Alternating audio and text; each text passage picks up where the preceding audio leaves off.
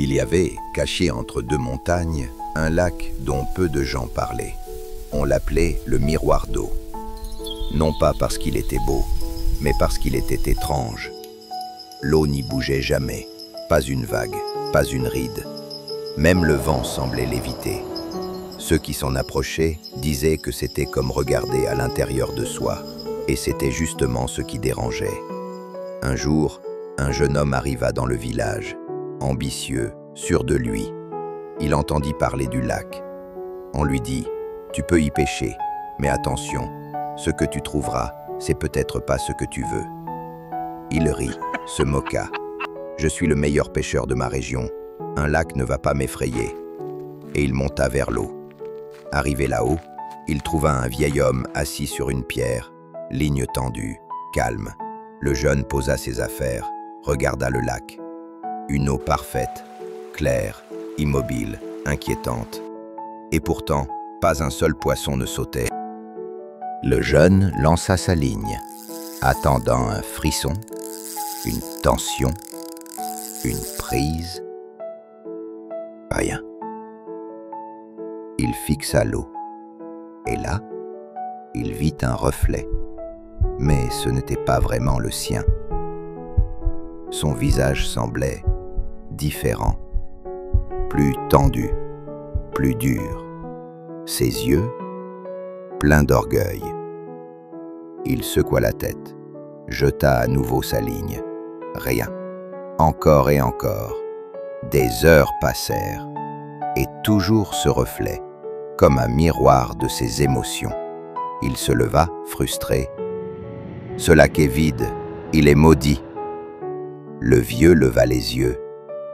Non, il n'est pas vide. Il est juste honnête. Le jeune fronça les sourcils. Qu'est-ce que ça veut dire? Le vieux sourit. Il ne te montre pas ce que tu veux voir. Il te montre ce que tu caches. Le jeune détourna le regard. Une colère sourde grandissait en lui. Ce lac réveillait quelque chose qu'il croyait avoir enterré. Le lendemain, il revint, mais sans canne, sans défi, juste lui et le silence. Il s'assit à côté du vieux, regarda l'eau, longtemps, et dans le miroir, il vit des souvenirs. Son père criant, sa mère pleurant, son envie de tout fuir, de tout prouver. Il comprit que depuis toujours, il avançait pour oublier, pas pour construire. Ce lac n'était pas là pour donner, il était là pour révéler. Il ferma les yeux, et quand il les rouvrit, l'eau avait changé. Elle n'était plus glaciale, elle était accueillante. Il parla, pour la première fois, parla de ce qu'il n'avait jamais dit, de ce qu'il pensait être de la faiblesse, et qui, en réalité, était sa douleur. Le vieux l'écouta sans un mot, puis dit simplement « Tu es prêt, tu peux maintenant pêcher. » Il lança la ligne, pas pour défier le lac, mais pour lui parler, pour se parler. Quelques secondes plus tard, une tension, une vibration. Il tira doucement, et un poisson magnifique jaillit. Pas gros, pas rare, mais pur, transparent presque, comme né du silence.